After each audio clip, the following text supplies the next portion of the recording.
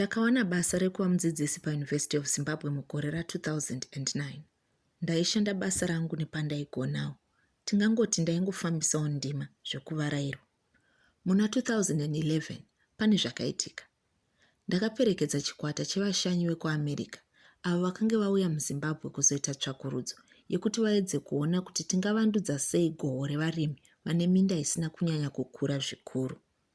Takaenda kuDombo Shava uko takaona varimi vemiriwo, kunyanya varimi vemadomasi. Mumwe murimi watakaona aiva nezvirimwa zvinoshamisa mumunda make, asi pedyo pasi pemuti mukuru waivepo paiva nemurwi mukuru wemadomasi avaitengesa iye nemhuri yake. Zvaitosiririsa nokuti waitoona kuti vaizorasikirwa nemadomasi mazhinji avakange varima nekuda kwekuti vaisagona kupedza kuatengesa ese nokukurumidza. Kwakanga kuine madomasi akawandisa aiwanika panguva iyoyo, vachikwikwidzana nevarimi vairima madomasi mumagreenhouse munharaunda dzepedyo, avo vaiva nemadomasi aive neutano hwepamusoro aisakurumidza kuora. Saka ndakabvunza murimi uya kuti, nei usingachinji? Sei usingarime hako zvimwe zvirimwa? Iye murimi akati, ndizvo chete zvandinoziva, zviri muropa. Pandakadzokera kunodzidzisa, ndakanga ndashanduka maonero angu uye zvandaidzidzisa vadzidzi vangu. Ndakavakumbira kuti vaite tsvakurudzo yezviri kunyanya kutengwa panguva yega yega.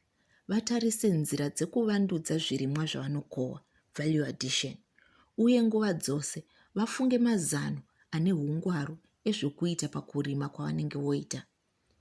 Haasi maonero angu chete akashanduka, asi ndakaona shanduko mukudzidzisa pamusoro pekugadzira zvokudya.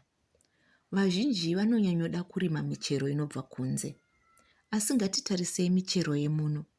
Ngatiwanei nzira dzekuitengesa nekuivandudza kuti iwedzere mutengo. Ndakafara kuti pakapera gore iroro, vadzidzi vakange vave nemaonero matsvawo mupfungwa dzavo. Takange toisa misoro pamwe chete kuti tingashandisa sei mazano aya muurongwa hwavo hwekurima zvokudya. Chitsvambe chave kwandiri chekuti ndizoona kuti vadzidzi vangu vaya vakazodii, uye kuti vari kuchinja marimiro avanoita nenzira dzipi. Saka hongu, ichokwadi kuti pfungwa dzangu nemaonero andaiita zvinhu akashanduka zvikuru.